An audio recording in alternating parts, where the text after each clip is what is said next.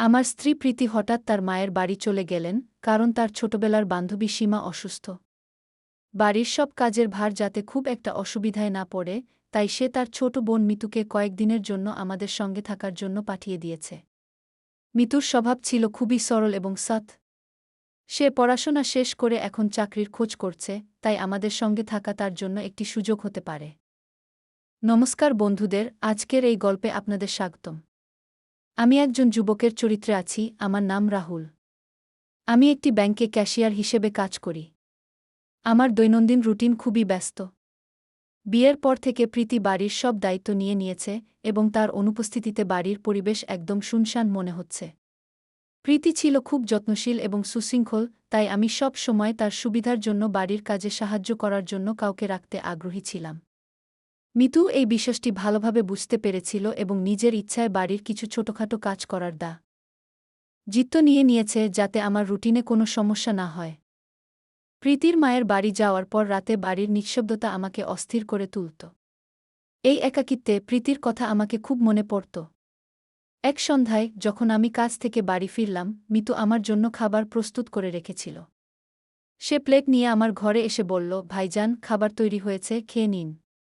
তার এই সহজ সরল ব্যবহার এবং যত্ন দেখে আমার প্রীতির কথা মনে পড়ে গেল। কিছুদিন এভাবেই কেটে গেল। মিতুর প্রতি যত্ন নেওয়া এবং তার সাথে কথা বলা, তাকে পরিবারের সদস্য হিসেবে অনুভব করানো, এগুলো করতে ভালো লাগত। কিন্তু একদিন যখন আমি অফিস থেকে বাড়ি ফিরলাম, তখন দেখলাম আমার বিছানার পাশে কারো তেলের একটি বোতল রাখা হয়েছে। প্রথমে আমি গা করেনি, কিন্তু পরের সময় ভাবতে শুরু করলাম, এটা এখানে কেন রাখা হয়েছে। আমি সেটি তুলে টেবিলের উপর রাখলাম এবং মনে মনে ভাবলাম, হয়তো মিতু এটি কোনো কাজের জন্য রেখেছে। পরের দিন যখন আমি বিকেলে বাড়ি ফিরে আসি, ঠিক ওই জায়গায় আবারও একটি তেলের বোতল দেখতে পেলাম। আমি ভাবতে লাগলাম, এটা প্রতিদিন এখানে কে রেখে যাচ্ছে। কিছুক্ষণ পর মিতু খাবারের প্লেট নিয়ে আবারও আমার রুমে এসে বলল, ভাইজান, খাবার প্রস্তুত। আমি তার কাছে প্রশ্ন করলাম, এতদিন ধরে এটা রোজ তেলের বোতল কেন এখানে থাকে। সে হাসতে হাসতে বলল, আপনার পিসি বলেছে আপনার মাথা ব্যথা হয়, তাই নিয়মিত তেল দিয়ে মালিশ করার কথা। এটা শুনে আমার আনন্দ হলো যে প্রীতির অনুপস্থিতিতে মিতু তার যত্ন নিচ্ছে। কিন্তু তখনই আমার মনে একটি শঙ্কা জাগল, এত তেল লাগালাম কেন যে বোতলের পর বোতল শেষ হয়ে যাচ্ছে। এখন টেবিলের উপর প্রায় 10 থেকে 12 বোতল জমে গিয়েছিল। বিকেলে আমি লক্ষ্য করলাম যে টেবিলে বোতলগুলো বাড়তে বাড়তে বেড়েই চলেছে। স্ত্রীর অনুপস্থিতিতে আমি একটু অব্যবস্থাপনার মধ্যে ছিলাম, তাই বিশেষ কোনো গুরুত্ব দিইনি। কিন্তু এক রাত যখন আমি ঘুমানোর জন্য আমার ঘরে এলাম, তখন দেখলাম একটি আলুর উপর তেল লাগানো হয়েছে এবং সেটি আমার বিছানার উপর রাখা। তার পাশে আবার একটি তেলের বোতলও ছিল। এই দৃশ্য দেখে আমার রাগ হল। আমি জোরে আওয়াজ দিয়ে মহেশ নামে উকিলে ডাকলাম, যাতে আমি জানতে পারি এখানে কি চলছে। যখন মহেশ এল, তিনি বললেন, স্যার, আমি গেটের ব্যবস্থাপনার জন্য আছি। আপনার আওয়াজ না শুনলে আমি কখনো ভেতরে আসি না। আমি এ ব্যাপারে কিছু জানি না। আমাকে ক্ষমা করে দেন। বলতে বলতেই তিনি গেটের দিকে ফিরে গেলেন। এখন বাড়িতে শুধু আমার ছোট বোন মিতুই ছিল, যিনি একজন যুবতী। আমি ভেবে দেখলাম আমি তাকে এই বিষয়ে প্রশ্ন করতে পারব না। আমাকে মনে হলো সে এমন কিছু করবে না। কিন্তু গত কয়েকদিন ধরে তেলের বোতল নিয়ে কিছু অদ্ভুত ঘটনাই ঘটছে। তাই আমি সিদ্ধান্ত নিলাম, আমি এই পরিস্থিতির প্রকৃত কারণ খুঁজে বের করব। আমি একটি পরিকল্পনা তৈরি করলাম এবং আমার মোবাইলের ক্যামেরা ভিডিও মোডে সেটিটা পালং এর উপরে বসিয়ে দিলাম। এটিকে এমনভাবে লুকালাম যাতে কেউ দেখতে না পায়। সিম কার্ডও বের করে দিলাম যাতে কোনো ফোন আসতে না পারে। ওই রাতে আবারও আমার পালঙে একটি তেলের বোতল রাখা হয়েছিল। আমি স্বাভাবিকভাবে খাবার খেয়ে রেকর্ডিং দেখার জন্য প্রস্তুত হলাম। ভিডিওতে দেখা গেল একজন মহিলা তার মুখ ঢাকা অবস্থায় পালঙের উপর তেলের বোতল রাখছে। কিন্তু তার মুখ দেখা যাচ্ছিল না। আমি ভাবতে লাগলাম, বাড়িতে তো শুধু আমার ছোট বোনই আছে, তাহলে সে কি এমন কিছু করতে পারে। আমার অন্য মন বলল, না, সে তো এমন অদ্ভুত কাজ করবে না। তার ব্যবহার সব সময় সৎ এবং সংযমী ছিল। কয়েকদিন ধরে আমি ক্যামেরা চালু রেখে বাইরে যেতে থাকলাম। কিন্তু প্রতিবার ওই মহিলাটি মুখ ঢাকা অবস্থায় তেলের বোতল রেখে যেত। কখনো কখনো সে গাজরের উপরও কিছু তেল লাগিয়ে রাখত।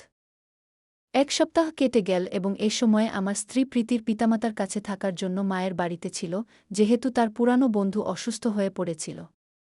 সে আমাকে প্রতিদিন ফোন করত, কিন্তু আমি তার ফোনের উত্তরে কিছু বলিনি। এখন আমার জন্য এটি একটি রহস্য উন্মোচনের সময় ছিল। স্ত্রীর অনুপস্থিতি সত্ত্বেও এই তেলের ঘটনা ক্রমশ বৃদ্ধি পাচ্ছিল। আমি অত্যন্ত উদ্বিগ্ন হয়ে পড়েছিলাম, তাই আমি এই রহস্যের সমাধান বের করতে চাইছিলাম। একদিন আমি মিতুকে বললাম, আমি দেরিতে ফিরে আসব। আমি এটাও বললাম, আমার ফোন না করে দরজা খুলবে না। বলার পর আমি চুপচাপ বাড়ির বাইরে চলে গেলাম। আমি বলেছিলাম, দরজা খোলার আগে আমার ফোনে যোগাযোগ করো না, এবং তারপর আমি শান্তিপূর্ণভাবে বাড়ির পিছনের সিঁড়ি দিয়ে আমার ঘরে ফিরে গেলাম, খিড়কির মাধ্যমে ভিতরে ঢুকলাম এবং পালঙের নিচে লুকিয়ে পড়লাম। মাঝরাতে আমি খিড়কির কাছে কিছু সাড়া শব্দ শুনতে পেলাম। একটি মহিলা খিড়কির মাধ্যমে ভিতরে এলো এবং এক বোতল তেল বের করে আমার পালঙের উপর একটি গাজরের উপর রাখল। যখন সে খিড়কি দিয়ে বাইরে যাইবার জন্য প্রস্তুতি নিচ্ছিল, আমি তাকে ধরে ফেললাম এবং ঘরে টেনে নিয়ে এলাম। যখন আমি তার মুখ দেখলাম, আমার পাতলার মাটি যেন সরে গেল। এটি আমার স্ত্রী প্রীতি। সে তো মায়ের বাড়িতে ছিল। আমি বুঝে উঠতে পারছিলাম না সে কেন চুপিসারে ঘরে এসে তেলের বোতল রাখছে। আমি একটু সময় নিলাম এবং তারপর জোরে ডেকে উঠলাম, এটা কি? তুমি এমন অদ্ভুত আচরণ কেন করছ? আমি প্রশ্ন করলাম, তুমি তো মায়ের বাড়িতে আছ। কেন তোমার রুমে এসে এই বোতল রাখছ? আমার প্রশ্ন শুনে তার মুখ লজ্জায় লাল হয়ে গেল। এখন আমার স্ত্রীর সত্যতা সবার সামনে এসেছে। হঠাৎ করে সে কেঁদে ফেলল এবং বলল, বিয়ে হওয়ার 4 বছর হয়ে গেছে, কিন্তু আমাদের কোনো সন্তান হচ্ছে না। তাই আমি একজন ঔষধ দ্বারা চিকিৎসককে দেখেছি। তিনি বললেন, তোমার স্বামীকে কিছু না বলে বিশেষ স্থানে সর্বদা জৈতুনের তেল লাগাতে হবে। প্রীতি বলল যে সে এই সময়ে তার একটি বন্ধু জয়ার বাড়িতে ছিল, কারণ চিকিৎসক বলেছেন যে এই সময়ে তাকে আমার থেকে দূরে থাকতে হবে। তার কথা শুনে আমি তাকে জড়িয়ে ধরলাম, হে আমার, তোমার বাইরে আমার আর কারও নেই। এখন আমি বুঝতে পারলাম, আমার স্ত্রী মহৎ উদ্দেশ্য নিয়ে সকল কিছু করছে। আমাদের এই পুরো কথোপকথন তখন দরজায় দাঁড়িয়ে থাকা আমার ছোট বোন মিতু শুনছিল। সে হেসে বিষণ্ণভাবে হাত চাপা দিয়ে দাঁড়িয়েছিল এবং আমি এই দৃশ্য দেখে অস্বস্তি অনুভব করলাম। আমরা সবাই বোতলগুলোকে পাশের আবর্জনার ডিব্বায় ফেলে দিলাম, কারণ আমি এমন উপায়ে বিশ্বাস করি না। পরে আমরা দুজনেই একজন ভালো চিকিৎসকের কাছে গেলাম এবং সেখান থেকে সঠিক চিকিৎসা গ্রহণ করলাম। কিছু মাসের মধ্যে প্রীতি গর্ভবতী হয়ে উঠল। এখন তার মুখে যে আনন্দ ছিল তা দেখে আমি দারুণ খুশি ছিলাম। প্রীতির মুখে সেই আনন্দ যা সে সবসময় থেকে চাইছিল। প্রতিদিন তার মুখে এক নতুন জ্বলজ্বলে উজ্জ্বলতা থাকত, যেন তার জীবন পূর্ণ হয়েছে। আমরা দুজনেই আরও কাছাকাছি হয়ে গেলাম। প্রীতির সাথে আমাদের মধ্যে সমস্ত দূরত্ব মিটে গেল। এখন তার যত্ন নেওয়া আমার জন্য নতুন একটি দায়িত্ব হয়ে দাঁড়িয়েছিল। প্রতিটি মুহূর্তের খেয়াল রাখা আমার জন্য বিশেষ একটি উদ্দেশ্য হয়ে গেল। এক সন্ধ্যায় যখন আমি বাড়ি ফিরলাম, তখন দেখলাম প্রীতি বারান্দায় দাঁড়িয়ে আকাশের নীলাভ বর্ণের মাঝে হারিয়ে যাওয়া সূর্যকে দেখছে। আমি ধীরে ধীরে তার পেছন থেকে এসে তাকে জড়িয়ে ধরলাম। সে হাসতে হাসতে বলল, জানি, আমার কাছে এখন সবকিছুই রয়েছে, শুধু তুমি সবসময় আমার পাশে থেকো। তার চোখে আনন্দের আভা ছিল, যেন সারা জীবনের স্বপ্ন পূর্ণ হয়েছে। অশ্রু ছিল এবং আমার জন্য সেই মুহূর্তটি যেন এক জাদু। আমি তার হাত আমার হাতে নিয়ে বললাম, তোমার ছাড়া আমার জীবন অসম্পূর্ণ ছিল। এখন তোমার সঙ্গে থাকলে আমি নিজেকে সবচেয়ে সুখী মানুষ মনে করি। পরে আমরা একে অপরের চোখের দিকে তাকালাম, এবং সেই মুহূর্তে প্রতিটি অসুস্থতা, কষ্ট এবং সকল ভুল বোঝাবুঝি যেন কোথায় হারিয়ে গেল। এখন আমাদের বাড়িতে খুশির হাওয়া বইতে শুরু করেছে। কিছু সময় পর আমাদের পরিবারে একটি নতুন অতিথি এসেছে, যে আমাদের জীবনকে আরও রঙিন করে দিয়েছে। আমরা দুজনেই সেই ছোট্ট হাতটিকে ধরে এক নতুন যাত্রায় অগ্রসর হচ্ছি, আমাদের প্রেমের কাহিনীতে একটি নতুন অধ্যায় শুরু করছি। এখন আমাদের জীবনে প্রেম, হাসি এবং খুশির সেই স্বপ্ন সত্যি হয়েছে যে স্বপ্নটি আমরা একসঙ্গে দেখেছিলাম। তো বন্ধুরা, এটি ছিল আমাদের আজকের দীর্ঘ কাহিনী। আপনাদের এই কাহিনী কেমন লাগল কমেন্ট করে জানাবেন।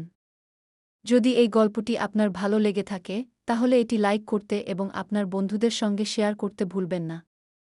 এছাড়াও যদি আরও আকর্ষণীয় কাহিনীর সন্ধান করেন, তাহলে আমাদের চ্যানেলটি সাবস্ক্রাইব করুন এবং বেল আইকনটি চাপতে ভুলবেন না, আপনি আমাদের কোনো গল্প মিস না করেন। ধন্যবাদ।